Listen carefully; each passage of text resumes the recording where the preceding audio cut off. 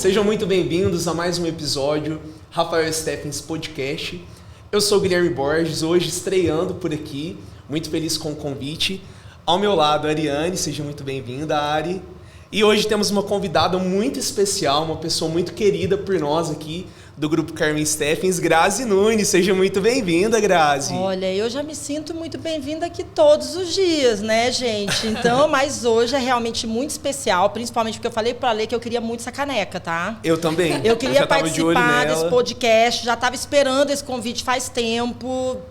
Assim, só estava analisando quando é que o Alexandre ia me colocar nessa lista, porque essa caneca já estava, assim, em planos, eu conseguia ela esse ano, pelo menos, Que né? bom que chegou a nossa vez, né? Bom, pessoal, a Grazi, ela é a nossa gerente nacional de varejo, é uma pessoa que inspira a muitos aqui dentro, não só aqui dentro, né, Grazi, mas fora também, nas lojas, e ela tem muito hoje a contribuir conosco através desse podcast, onde a gente vai abordar vários assuntos sobre o marketing e principalmente, né, Grazi, sobre o varejo. Posso dizer que é Tá um no sangue. mundo aí que eu gosto bastante. E assim, Grazi, a gente já queria saber logo de imediato, Carmen Steffens, né, foi amor à primeira vista? Gui, não foi, não. A Carmen Steffens chegou num momento muito difícil, na verdade, da minha vida. E ela foi realmente, assim, um agente transformador, no caso.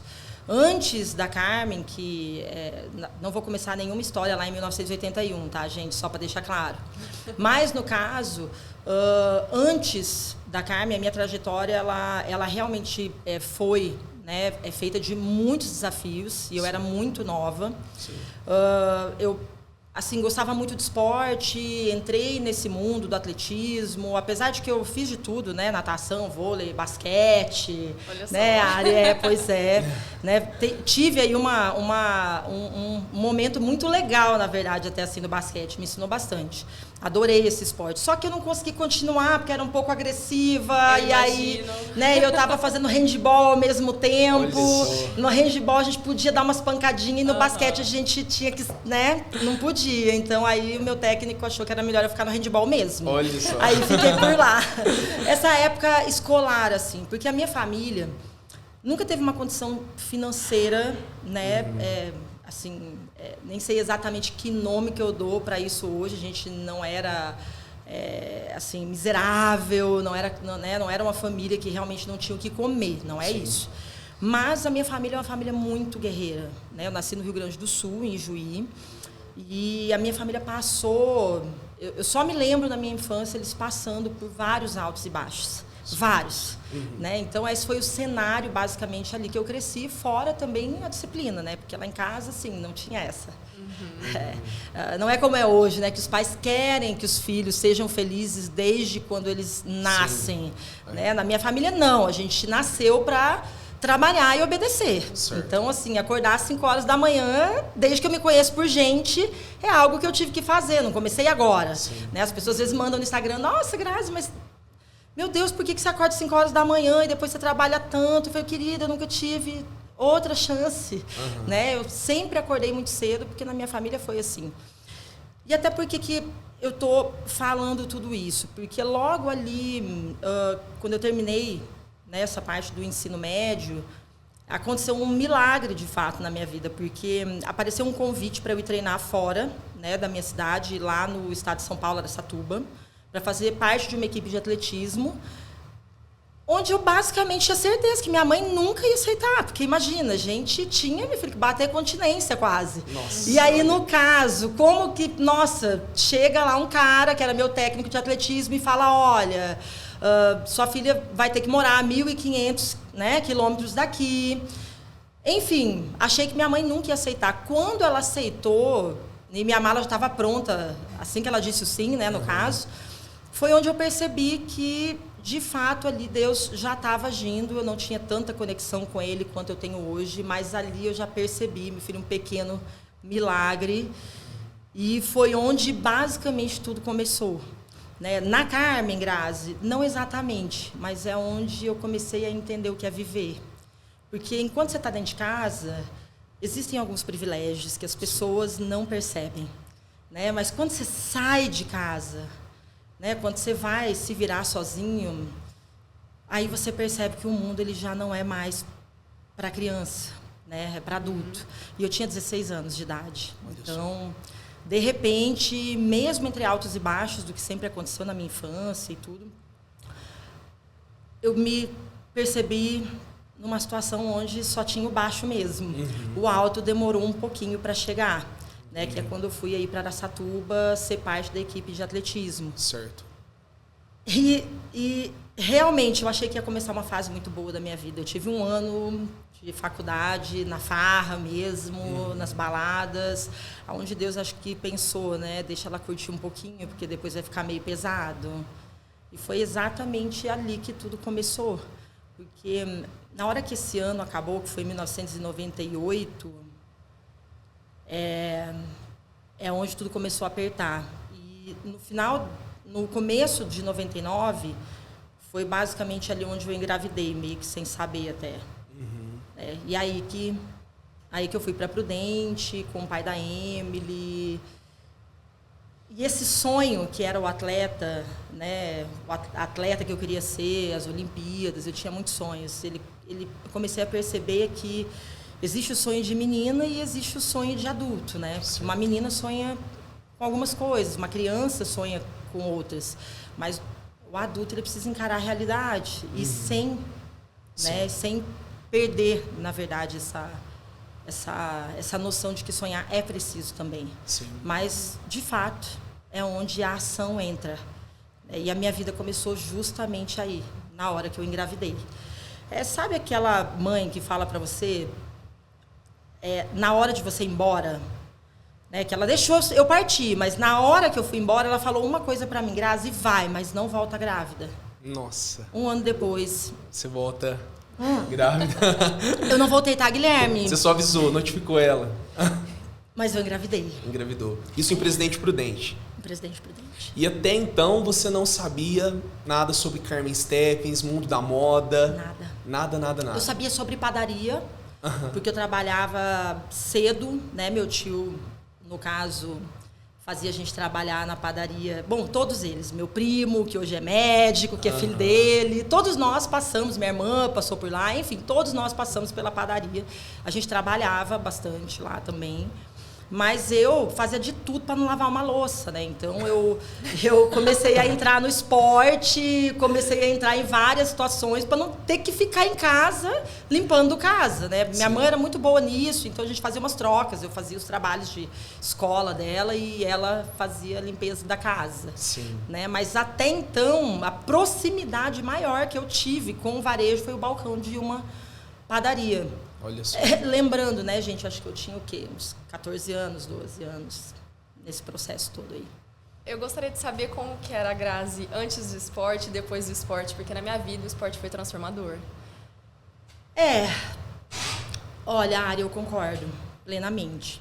Eu tive blocos na minha vida, eu separo ela toda em blocos, né? E esse bloco do esporte, ele me salvou. Eu morava no Rio Grande do Sul até os meus 10 anos. Até então, eu nunca tinha tido contato com nada de esporte na vida.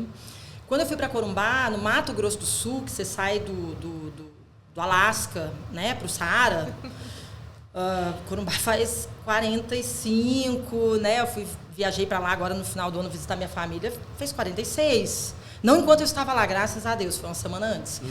Aleluia, Deus sabe das coisas. Mas ali em Corumbá, eu quando recebi o convite para entrar no basquete na escola, né, foi o primeiro esporte que eu tive contato mesmo foi o basquete. Por isso que eu gosto bastante, até hoje. Ele trouxe algo para a minha vida que é sobre o coletivo, é sobre entender que sem o outro você não consegue absolutamente nada.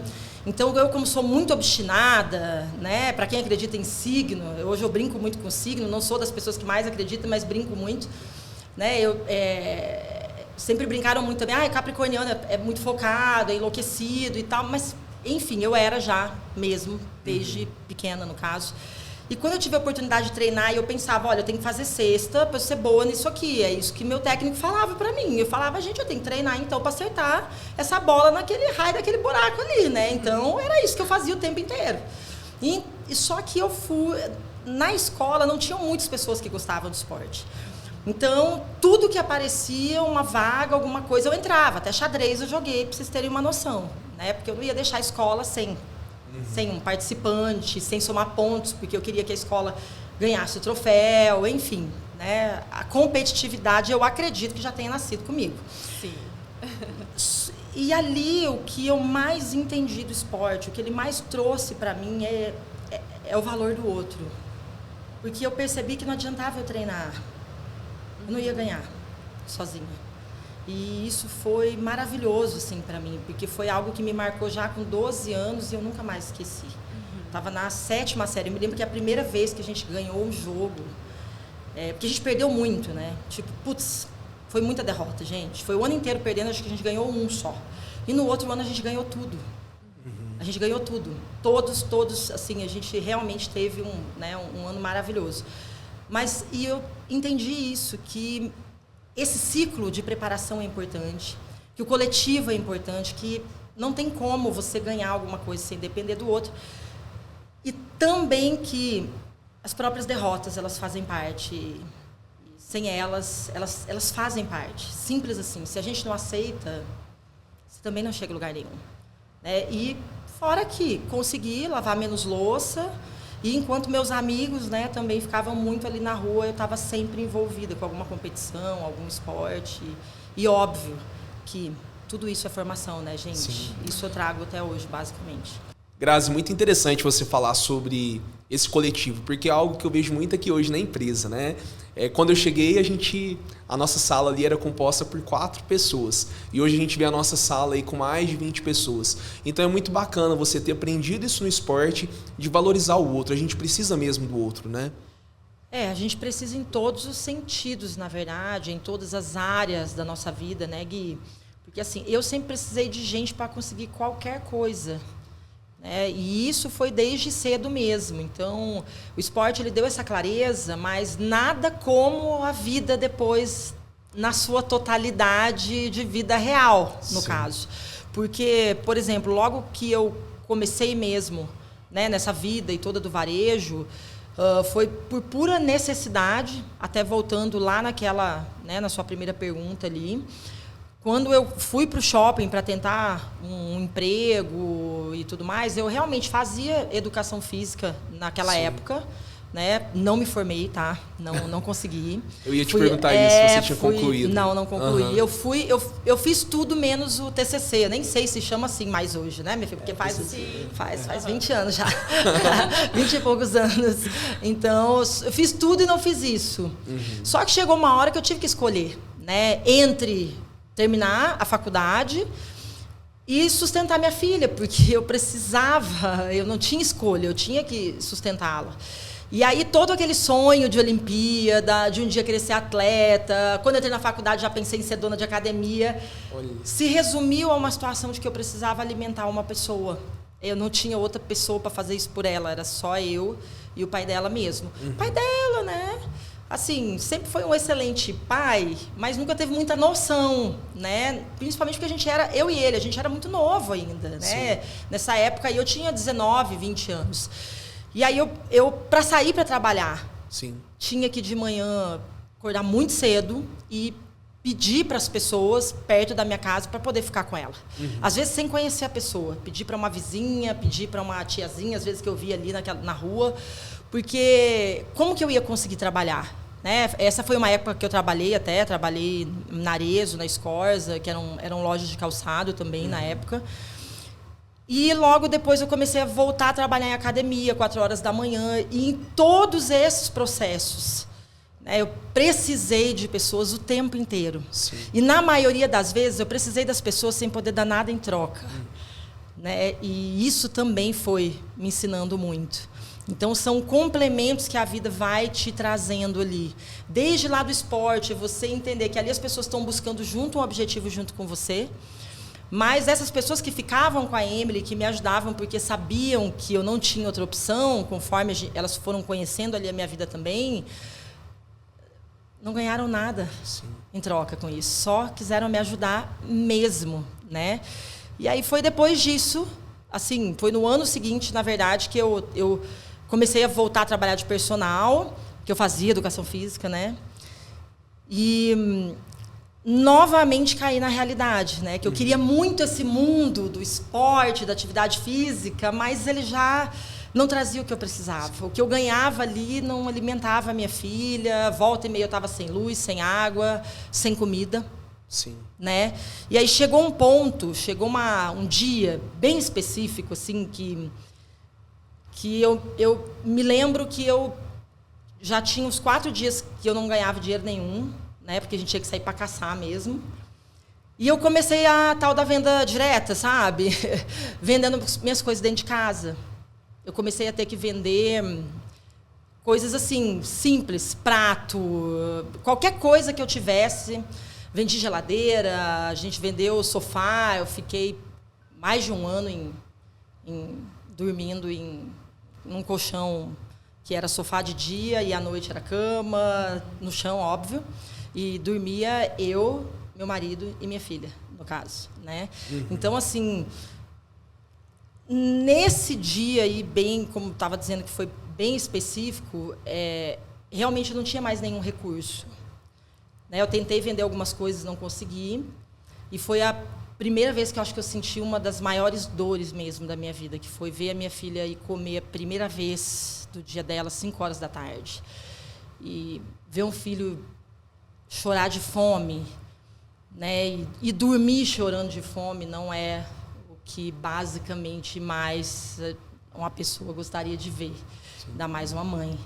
E eu posso dizer que aquilo ali na minha vida foi um divisor de águas. Me lembro perfeitamente desse dia, dessa oração, onde eu me ajoelhar e falar: Senhor, me dá uma oportunidade para eu te honrar. Sim. E eu prometo que eu vou entregar tudo. Só que eu não queria mais ver aquela cena, nunca mais na minha vida. Eu só pedi isso para ele. Não deixa eu ver mais essa cena, porque, olha, eu já tinha passado fome, mas nada se compara a você não ter o que dar de comer para o seu filho. O Grazi, é muito bonito você falar sobre isso, e é algo que a gente vê muito aqui, né? O tanto que você é batalhadora, sai tarde daqui todos os dias, vem final de semana, e o real motivo é mesmo a sua família. Então lá atrás você batalhou para a Emily ter o que comer, e hoje também você tem o Davi, né? Que tá grandão já. Então, assim, o real motivo é a sua família, né? Eu vejo assim que você prioriza muito também a sua família, você batalha por eles, não só os seus filhos, né, o seu marido, mas também a sua mãe, todos os outros. E eu acredito que todas as pessoas têm que ter um motivo para estar aqui, não é verdade? E além disso, Gui, quando eu entrei na Carmen, transformou a minha vida, transformou a minha história. Vendas transformou a minha vida e a minha história. Hoje, se você perguntar, Grazi, o que você é? Sou vendedora. Não quero deixar de ser, nunca. E não vou deixar de ser. E as pessoas não valorizam, sabe? E tem muita consultora te assistindo, né? E eu espero que sim, porque, assim, eu realmente, assim, fico muito triste até às vezes de ver que as pessoas não aproveitam essas oportunidades, entendeu? Porque todos os sonhos que eu tinha lá atrás, os sonhos de menina e que não puderam se concretizar, nada se compara a tudo que eu já valorizo muito, que eu já tenho conquistado hoje, porque realmente fazer parte da vida das pessoas e do crescimento delas traz algo que, por exemplo, o esporte eu tenho certeza que nunca teria me trazido. Porque o esporte, ele chega um momento que a glória vira sua, entendeu? De repente você vê que não chega em mais ninguém a não ser em você mesmo. Eu tenho dentro de uma sacolinha lá no meu rack mais de 200 medalhas, eu acredito. Eu devo ter uns 15 troféus, já ganhei triatlon, uma série de coisas.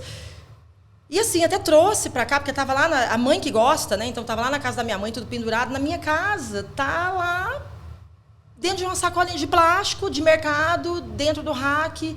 Graças, foi importante. Essas conquistas foram importantes? Foram, claro que foram. Foram momentos que me ensinaram muito, mas realmente, depois disso tudo acontecer, tudo o que aconteceu na minha vida foi em relação às outras pessoas e não mais a mim. Sim. Então, por isso que o valor para mim é muito maior. Não ganhei nenhuma medalha por isso, né? Eu lembro que quando eu vim para a fábrica, que a primeira coisa que eu quis fazer foi os melhores do ano. Porque quando eu era vendedora da Carmen, o supervisor me ligava e falava: Grazi, só para te dizer que esse mês você foi a melhor vendedora do país. Mas eu nunca tive a chance de sabe, aquela coisa que eu tinha no esporte, subir no Sim, pódio. subir no pódio. Não tive, tanto que, tipo, hoje faço questão de que aconteçam e tudo essas premiações, porque eu sei o quanto é importante para um vendedor entender que todo aquele processo que ele viveu, toda subir e descer no estoque, fazer massagem no pé da cliente, ouvir a cliente, a história 25 mil vezes, e às vezes vai lá e não compra, mas não importa. Sim. Porque de alguma forma aquele cliente está voltando ali, isso já é uma vitória tão grande, porque só um vendedor sabe, amor, o que é fechar uma venda. Grazi, qual que foi o ano que você começou na Carmen? 2000 e pouquinho. Em Presidente Prudente. Eram 29. E vamos lá, você era uma vendedora diferenciada mesmo, você sempre fala isso, que você não deixava passar uma cliente. Gui, eu era uma vendedora com fome. Entendi. De comida. Porque até quando eu fui fazer a entrevista, pra você ter uma noção, eu sempre falo, eu usei a única calça jeans que eu tinha, a única rasteira que eu tinha, a única blusa razoavelmente apresentável que eu tinha, porque o resto de todas as minhas roupas eram de atletismo. Né? No caso, era só isso que eu fazia. Né? Não fazia mais muita coisa do que isso. Então, até fui entregar o currículo, implorei para imprimirem o currículo para mim, porque eu não tinha dinheiro, eu estava sem luz e sem água nessa época. Né?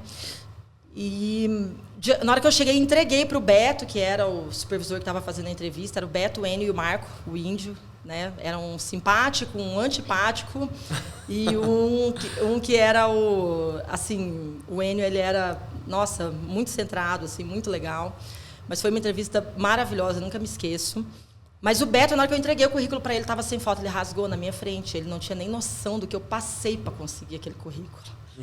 E ali mesmo eu já ouvi ele gritando lá de dentro. Ele pegou meu currículo, olhou assim, na hora que ele abriu a porta, sem foto, querida, não dá. Rasgou e falou, volta com ele aqui com foto. Você falou, não tem dinheiro nem para imprimir outro currículo. Eu falei, ok, fui lá, me humilhar para os outros para pedir, para tirar foto. Eu não tinha tempo de ir um amigo pedir dinheiro e tal, porque eu já pedia tanta coisa para todo mundo sempre sabia que eu não tinha as coisas, né? Então eu já estava habituada nessa situação da humilhação de pedir, que eu já não julgava humilhação, mas isso aí para mim, meu filho, já estava assim. Eu acho que já era para fazer parte do meu currículo das vendas, sabe? Porque o ouvir o não faz parte da vida de um vendedor e ponto, tá? A gente ouve não o tempo inteiro e lida muito bem com isso. Então, mas dei um jeito, fui lá, consegui, voltei com a foto, entreguei para ele, ele olhou e já me entrevistou e logo já me deu a resposta também. Dali eu já amanheci arrumando loja. Né? Já ouvi ele falando do Mário, naquele momento mesmo. Seu Mário, vê esse piso do jeito que ele tá.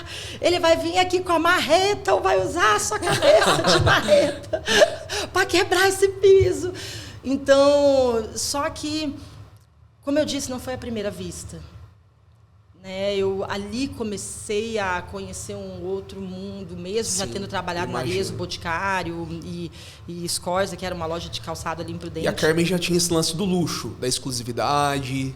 A Carmen eram 29 lojas, né, Gui? Ela tinha muita coisa definida, mas não tudo. Entendi. Eu me lembro a primeira vez que eu peguei uma rasteira, eu vi R$69, falei, onde esse povo tá com a cabeça, gente? R$69, quem que vai comprar uma rasteira de R$69? Essa era a minha mente naquela época, porque R$69 para mim era muita grana. Falei, cara, se eu tenho R$69, tem uma coisa que não vai acontecer, eu comprar uma rasteira, entendeu? Quem que compra isso? Porque uma Havaiana na época era R$5. Pode pesquisar o preço da Havaiana nos anos 2000. Eu me lembro que eu não tinha dinheiro para comprar uma Havaiana, por isso que eu sei o preço. Então, ali, realmente, na hora e tudo que eu entrei, eu comecei a entender e a perceber um novo mundo, só que eu percebi rápido, porque minha necessidade era imensa. Em 10 dias, eu vendi muito bem já. Não porque eu sabia vender, porque eu não sabia, mas eu tinha muita fome. E em 10 dias, o meu salário foi de R$480. Em um dia, eu gastei tudo no mercado. Eu paguei a luz, paguei a água, e o resto eu comprei tudo de comida. E uma semana depois, eu não tinha comida de novo. Mas pelo menos a luz e a água estava paga. Estava paga. E aí eu te falo que quando você quer fazer, você faz. Porque eu só sabia do seguinte: eu não vou passar fome mais. Não vai mais acontecer. E aí a Carmen pagava os cursos do Friedman. Eu enlouqueci de estudar aquilo. Eu estudei loucamente. E aí eu percebi que um vendedor que estuda, vende. Quando as coisas foram se somando, eu fui ganhando experiência, meu salário não baixou mais. Só que veio um dos maiores problemas da minha vida, veio depois de 2 anos também. A Emily nasceu com adenoide grande e chegou uma época que ela teve uma parada respiratória e a gente descobriu que as amígdalas dela também eram do tamanho da de um adulto. Então, ela ficou meses sem deitar, não podia. Então, a gente não podia deixar ela deitar, ela tinha que dormir sentada. E foi uma época bem complicada, bem difícil. E pelo SUS ia demorar meses, assim, uns 6 meses para conseguir fazer a cirurgia. Ela ia ficar numa fila de espera. E eu comecei a entrar em desespero, né? Porque meu maior medo era, tipo, dormir à noite com ela sentada no meu colo e, putz, ela amanhecer sem vida. Eu tinha esse pânico, assim, que eu não conseguia nem dormir. Eu fiquei meses sem conseguir pregar o olho, porque eu não podia deixar ela deitar, não tinha possibilidade. Então, eu juntei uma grana, fiz uma consulta médica com um médico particular, e ele falou, Grazi, sua filha precisa dessa cirurgia. Ela não aguenta mais de 1 mês. E talvez o SUS não vá reconhecer isso. Uhum. E a cirurgia era R$2.000 e poucos, mas, poxa, eu não tinha esse dinheiro. E naquela época era muita grana, né? Muita grana. Minha família também não estava nessa condição. Uhum. Né? E foi a época que eu, de fato, conheci o Mário. Foi onde, basicamente, eu conheci algo dele que a maioria das pessoas não conhece. Né? Porque ele, sem me conhecer, fez algo que muitos poderiam ter feito e não fizeram. Né? E eu pedi para sair e o Enio levou o conhecimento dele, né? Essa necessidade de eu sair, expliquei o motivo. E nisso você já era uma vendedora de destaque? Nunca fiquei em segundo lugar, tá, Guilherme? Queria deixar registrado aqui. Sempre era o primeiro. Eu tenho minhas impressões lá do Elbrus na época, não jogo fora, tá? Para deixar claro, isso para mim é super importante. Nasci competitiva, como eu disse, tá? Então eu queria deixar claro aqui que enquanto vendedora da Carmen tem a Edna, que é gerente de Prudente até hoje, ela sabe que eu tô falando a verdade, tá? Só para deixar esse registro, então, viu? Eu imagino que para eles, a hora que você pediu para sair, eles assustaram. Olha, eu já nem sei, porque na época eu nem me preocupava com essa parte. Sei. Eu realmente só queria resolver aquilo. Eu não estava nem aí para mais nada, né? E eu só sei que no dia 26 de dezembro, eu recebi a ligação do Mário lá na loja. Ele falou, Grazi, seu presente de Natal está na sua conta, depois só me conta como tudo aconteceu. E ali eu assinei um contrato de lealdade com ele, porque quando eu olho para a Emily hoje, assim, saudável, e me lembro das cenas do que eu passei com ela, realmente era um processo simples de resolver. Hoje eu entendo, na época eu achei que era uma coisa assim, né? Hoje eu vejo que é um processo, era tão simples, até mais simples de resolver, mas eu não tinha condição, e não tinha experiência também, eu tinha 21 anos, eu acho, mas realmente ali eu posso dizer que eu conheci o Mário.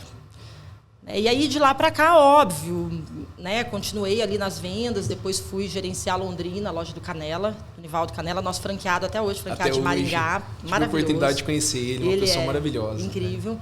Depois disso, eu pedi para o Mário para ser supervisora. E na época que eu pedi para ele para ser supervisor, ele também, Grazi, isso não é uma função para quem tem marido e filho. Falei, ok, me ajoelhei de novo, falei, Deus, eu queria muito, muito trabalhar, né, dessa forma. Era algo que você queria, a supervisão. Porque eu já tinha entendido que eu tinha passado por muitos processos na loja de Londrina e que eu podia contribuir. Mas depois de 2 dias ele mudou de ideia, falou que era para eu ir para Franca, mas que a loja tinha que vender um valor, que depois disso a gente conversava. Naquele ano mesmo eu consegui chegar naquele valor e manter. E aí entrei na supervisão regional, depois a nacional e fui possivelmente aí a primeira gerente de varejo da marca, isso já em 2006, 2007, eu acho. E você já estava aqui em Franca? Já estava aqui, a convite do Mário, para você estar aqui. Não me lembro muito das datas não, tá, Guilherme? Mas foi um processo... E é muita história para um podcast só. Não dá. É muita coisa. Não, realmente não dá. Ô Grazi, e assim, a gente sabe que a gente está celebrando aí 30 anos, né? A gente está muito feliz, a gente está num ano mesmo de celebração.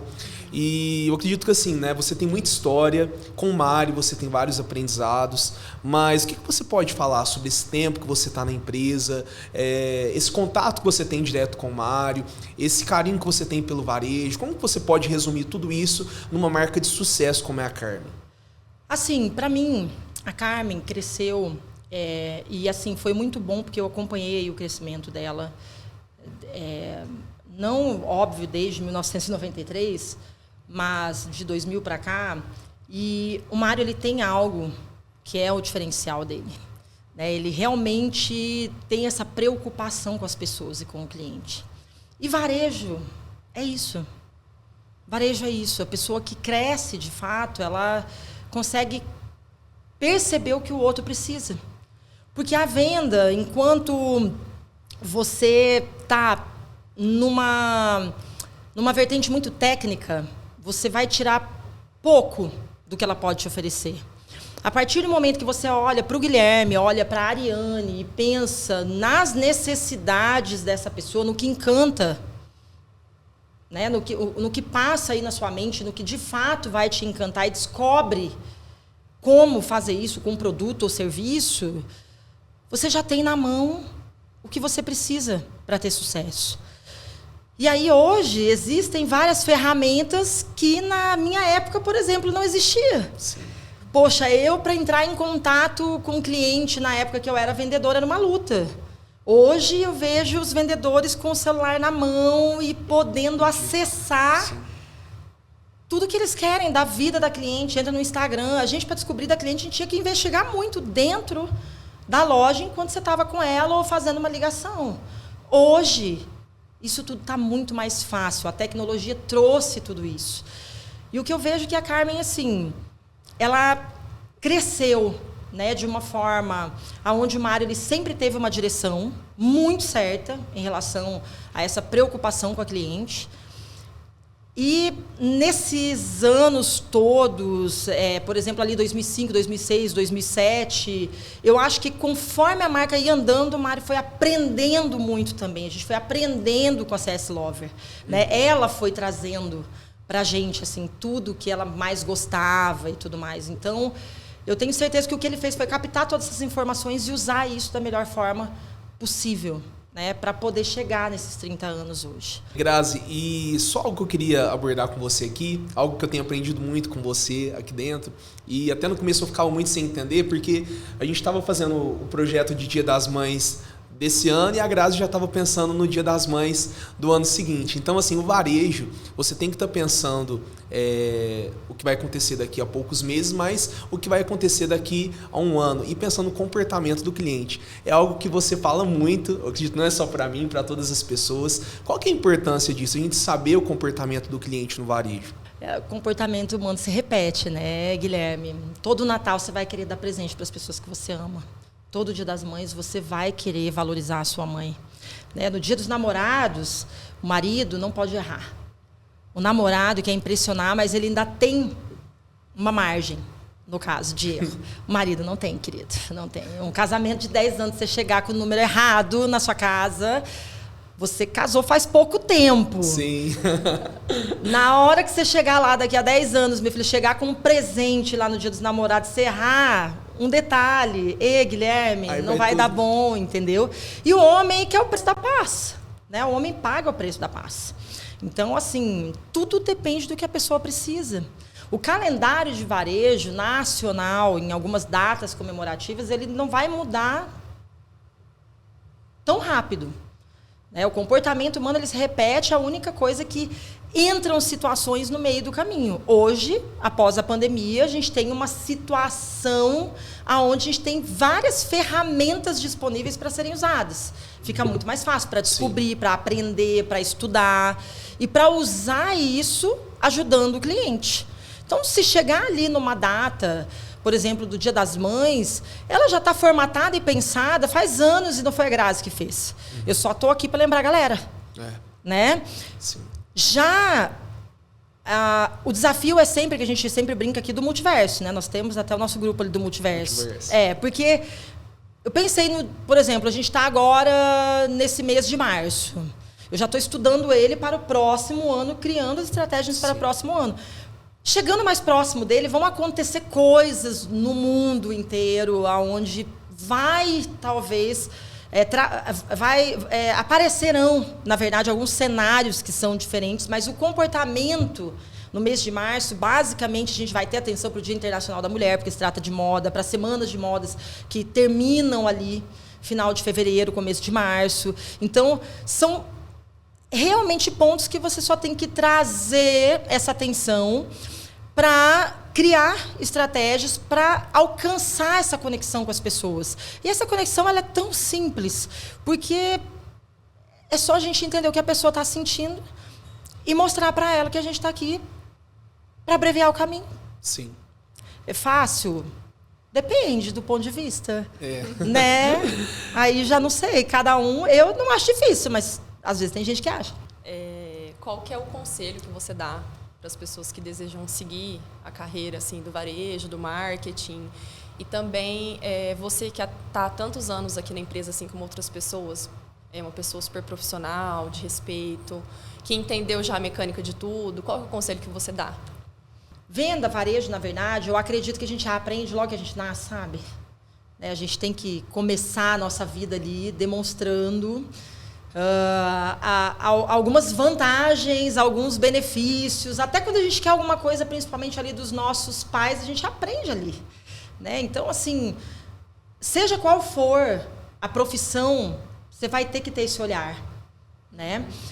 E aí, hoje, a gente está num mundo onde tudo está mais claro. Por exemplo, o que a tecnologia e toda essa parte das redes sociais trouxeram para a gente? A gente começou a ver o que acontece no mundo. Antigamente, a gente não tinha essa abertura, essa visão. E hoje, a gente sabe o que está acontecendo lá na Indonésia, lá na Arábia, seja onde for. E a gente começou a perceber tanto diferenças quanto semelhanças. Né? E administrar isso hoje é algo que traz muita inteligência, sabedoria, mas visão de mercado. Então, eu realmente acredito que assim, uma pessoa que queira crescer, seja qual for a área, mas principalmente ali, se a gente caminhar, né, para o varejo, para o marketing, porque hoje, para mim, varejo e marketing não tem como viver separado mais. Né? O marketing hoje ele acontece para que essa conexão aconteça e tem que ser muito rápido. Né? Então, hoje, vendas e marketing, se viver separado, não ganha o jogo. Simples assim. Então, assim, eu realmente investiria muito nessa área, principalmente, em entender como se comunicar com alguém diante daquilo que ela busca, porque não tem jeito da gente viver sem personalizar mesmo. Né? Tá aí iFood, Netflix, algoritmos da vida para demonstrar isso. Só que muitas pessoas querem aprender isso de forma digital. E eu não acredito que a gente possa entender de gente sem estar com elas. O que eu vejo hoje é que existe muita gente querendo aprender sobre ferramentas. Eu entendo sobre Instagram, eu entendo sobre site, sobre tanta coisa. Mas, assim, não adianta nada você entender sobre a ferramenta. Não adianta, por exemplo, eu, Grazi, não vou fazer uma dancinha no TikTok, sendo que não tem nada a ver comigo. Não, vamos fazer uma dancinha porque vai ter engajamento. Pô, você não entende nada de pessoas, porque a pessoa ela só vai acreditar em você a partir do momento que você tem autoridade em algo que você demonstra que tem conteúdo. Então, tentando resumir, não sei se eu respondi, Ari, mas, assim, para mim fica muito claro, muito claro que é maravilhoso que a gente aprenda a mexer com tudo que essa parte digital nos oferece hoje. Mas aprender, buscar esse conhecimento ali um pouco na prática, vivendo experiências, é o que realmente vai trazer essa segurança para que você possa ter um resultado mais rápido também, porque hoje tudo tem que ser rápido, né? Você tem que errar rápido, refazer rápido, acertar rápido. A gente não pode demorar em mais nada, no caso. Né? Grazi, para quem está nos assistindo, qual que é a sua função exata hoje? Né? O que você faz? E se você sente falta desse contato intenso aí com as vendas, mesmo que eu sei que não se perdeu isso, mas eu sei que é diferente estar em loja. Mas o que você faz hoje aqui? Só para quem está lá nos assistindo entender um pouco mais. Olha, Gui, essa lista ela é grande. Meio grande, bem né, grande, no caso. Mas, olha, Eu sempre, assim, me coloco na categoria de vendedor mesmo. Eu tô aqui para vender todos os dias. Não importa o quê, às vezes é uma ideia para vocês ali, né? A partir do momento que eu estudei, pesquisei, a minha função é essa. Se você quer um nome, né? Eu posso te dizer que eu sou estrategista de varejo, que é realmente pegar todas as informações, buscar, trazer isso para produto, que é o pessoal da criação, que é o pessoal do estilo, trazer isso para o marketing, né? Trazer isso para um universo que realmente tenha que transformar, né? Transformar tudo que a gente tem de valor ali em algo que traga resultado. Porque esse resultado vai impactar lá naquela Grazi, que quando começou na Carmen, realmente não tinha o que comer. Entendeu? Todo esse resultado que a gente faz aqui não é para vender sapato, né? É para a gente resgatar pessoas através de grandes oportunidades que essa empresa pode trazer. Então, assim, hoje o que eu mais busco fazer é isso, entendeu? Tudo que eu faço, qualquer movimentação que eu faço aqui, é para isso, porque um dia foi isso que o Mário fez comigo. O sonho dele, que nasceu há 30 anos atrás, alimentou o sonho de muitas pessoas. Quando eu achei que eu não tinha mais com o que sonhar, apareceu a Carmen Stephens na minha vida, porque trabalhei em outras marcas, mas nenhuma delas me permitiu sonhar de novo. Foi só a Carmen mesmo. Então, a única coisa que eu quero é retribuir dessa forma, sabe? Fazer com que tudo que acontece aqui dentro possa, de fato, em todas as 12 mil famílias que realmente estão ligadas conosco, através do mesmo objetivo. Nosso resultado aqui, as vendas, tudo que a gente faz aqui, vai com certeza alimentar muitas pessoas e muitos sonhos lá fora. Então, é isso que eu faço. Grazi, eu quero te agradecer, né, por você estar aqui. Em nome de toda a equipe, né, Ari? A gente que convive com você todos os dias. É um privilégio conviver com você, aprender tanto com você. Estou há 2 anos, nem falei disso esses dias, né? Quase nada. Quase nada, né? Falta contar 2 anos e 3 dias. Então, e é muito bom a gente estar aqui junto, aprendendo com você. Acredito que as pessoas que estão nos assistindo também têm um carinho muito grande por você, pela sua história. Você está sempre ali movimentando as gerentes, as consultoras ali nos stories que você posta. Então, muito obrigado, porque a sua história é inspiradora, né, Ari? Exatamente, parabéns pela sua trajetória. Mesmo que a gente conviva com você, a gente não tem noção, né, e dimensão de tudo isso que você vem passando, construindo.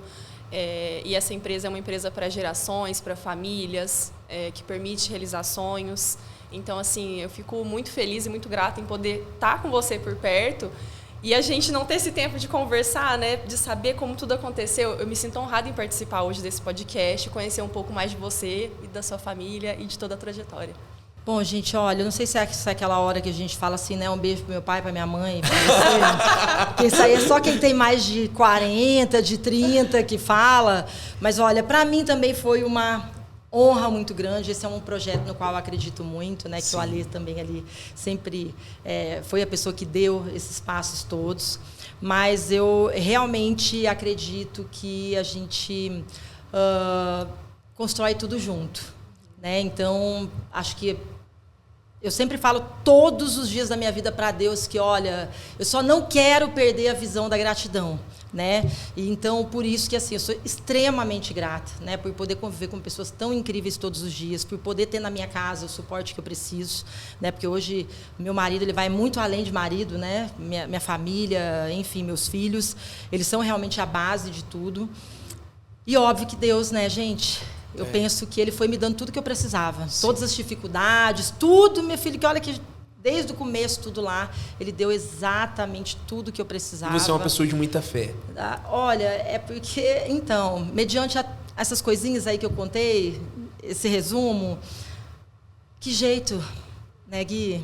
Teve hora, em vários momentos da minha vida, que eu percebi que só podia ser ele. Sim. Né? Então, é só gratidão mesmo por estar aqui hoje. Muito obrigado, Grazi. Muito obrigado, Ariane. Eu que agradeço. Pessoal, nós vamos ficando por aqui. Foi mais um episódio do Rafael Stephens Podcast. Curte esse vídeo, compartilha, se inscreva no canal para que a gente possa estar junto em mais novas oportunidades. Um grande abraço.